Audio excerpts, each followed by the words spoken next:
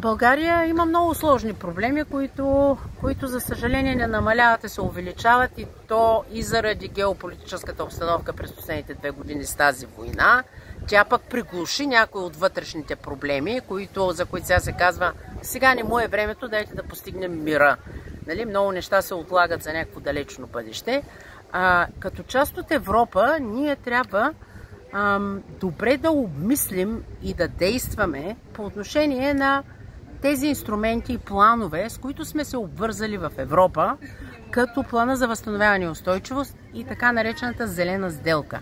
Не да я демонизираме покрай това, че крайните популисти наричат като лошо всичко, което е зелено. Между другото, зелената сделка е въведена преди всичко с гласовете на Европейската народна партия, въпреки че групата на зелените в Европейския парламент е имала по-различни идеи, по-засилени в социално отношение. Въпросът е, че ние трябва да извлечем най-доброто от зелената сделка, която какво предвижда?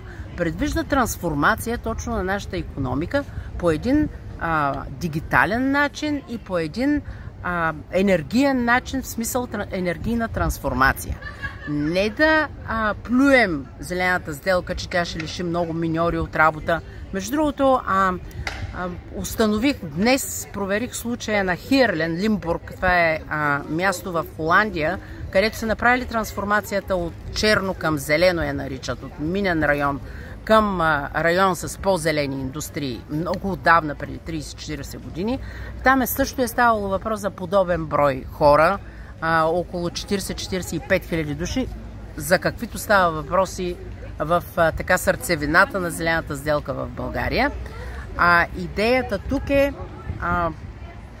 да направим планово, етапно тази трансформация, да не оставяме хората зад борда, тя да бъде наистина справедлива, социална, а не трансформация, в която почваме да правим зелена енергия от фотоволтаици и перки, които ги инсталират пак някакви големи фирми, макропроекти. И всъщност тази идея на зелената трансформация, свързана с социалното в нея, включително и в енергетиката, да направим демократизация, децентрализация на системата, всеки да има, всяко домакинство или групи от домакинства да имат автономност, защото това е нейният смисъл, да произвеждат и потребяват електричество.